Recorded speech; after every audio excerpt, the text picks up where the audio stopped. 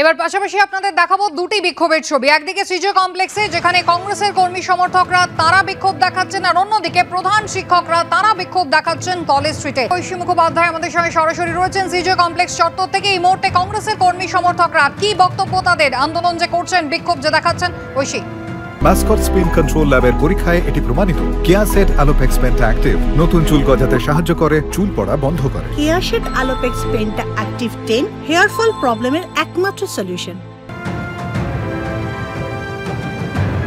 একেবারে কুসুমিতা, তোমাকে সেই ছবিটা দেখাবো। সিজিও কমপ্লেক্সের বাইরে এই মুহূর্তে আমরা রয়েছে। এখানে আইএনটিইউসি সেবা দলের যারা কর্মীরা রয়েছেন তারা এখানে এসেছেন, বিক্ষোভ প্রদর্শন করছেন, তারা এই মুহূর্তে অবস্থান করছেন। এখানে কিন্তু কড়া পুলিশ বাহিনী মোতায়েন করা হয়েছে, ইএফআর, অন্যদিকে র্যাব, অন্যদিকে বিধাননগর পুলিশ কমিশনারেট, প্রত্যেকেই কিন্তু এখানে উপস্থিত রয়েছে। বাহিনী মোতায়েন করা হয়েছে যাতে এখানে কোনো রকম বিশৃঙ্খলা সৃষ্টি না হয়।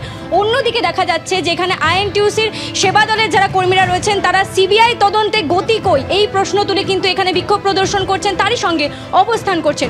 দোষীদের শাস্তি দিতে হবে এবং বারংবার যে মোদি দিদি সেটিংয়ের প্রসঙ্গ তারা তোলেন, সেই প্রসঙ্গ কিন্তু এবারেও তারা উত্থাপিত করছেন এবং বলছেন যে কোথাও গিয়ে মোদি দিদি সেটিং হয়ে গিয়েছে কি, তার জন্যে কি সিবিআই তদন্তে গতি নেই? এতদিন ধরে তারা তদন্ত করছেন, কেউ গ্রেপ্তার হচ্ছে না, অন্যদিকে কাউকে আটকও করা হচ্ছে না। এই সমস্ত প্রশ্ন নিয়ে তারা এই মুহূর্তে স্লোগান দিচ্ছেন, এখানে বিক্ষোভ প্রদর্শন করছেন। তাদের কর্মীদের সঙ্গে কথা বলবো, আজকে কি নিয়ে এখানে অবস্থান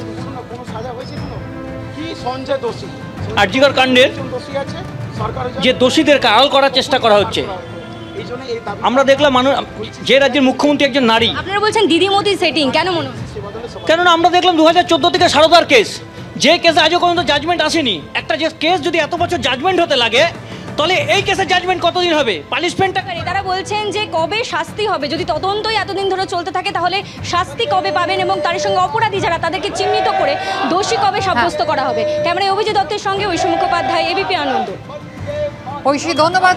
যেভাবে বিভিন্ন স্কুলকে ইতিমধ্যেই নোটিশ পাঠানো হয়েছে, বিজ্ঞপ্তি দেওয়া হয়েছে, যেখানে স্কুল পড়ুয়াদের একেবারে রাজনৈতিক মিছিলে অংশগ্রহণ করতে নিষেধ করছে রাজ্য সরকার, তারই প্রতিবাদে আজকে প্রধান শিক্ষকদের বিক্ষোভ। সরাসরি আমাদের দুই প্রতিনিধি আমাদের সঙ্গে রয়েছেন, একদিকে ঐশী মুখোপাধ্যায়, অন্যদিকে কৃষ্ণেন্দু অধিকারী। কৃষ্ণেন্দু, কলেজ স্কয়ারে লম্বা লাইন করে প্রধান শিক্ষকরা আজকে হাজির হয়েছেন, কলকাতার বুকে এসে হাজির হয়েছেন।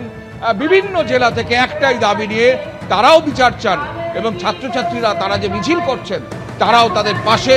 সরকারের তরফে যে একাধিক বিধিনিষেধ জারি করা হচ্ছে ডিআই এর মারফত, তারা মানেন না। আমরা সেই ছবিটা একবার ক্যামেরা পার্সন শ্যামল জানাকে দেখাতে বলবো। কলেজ স্ট্রিট ধরে লম্বা লাইনে যাদের স্কুলের দায়িত্ব, স্কুল কর্তৃপক্ষ, সেই প্রধান শিক্ষকরা আজকে রাস্তায় নেমেছেন প্রতিবাদের ভাষা নিয়ে। যেমন তেমনি তাদের যে স্কুল পড়ুয়ারা আছে, সেই স্কুল পড়ুয়ারা কেন আন্দোলনে অংশ নেবে না সেই প্রশ্ন তুলে নজিরবিহীন যে পড়ুয়াদের মিছিলের, আরজিকর কাণ্ডে বিচার চেয়ে পড়ুয়ারা যে মিছিল করছে তার পক্ষে দাঁড়িয়ে, সরকারের নির্দেশকে উপেক্ষা করে যারা মিছিল করছেন তাদেরও পক্ষে দাঁড়িয়ে রাস্তায় নামছেন এবার প্রধান শিক্ষকরা। কৃষ্ণেন্দু, তোমাকেও ধন্যবাদ।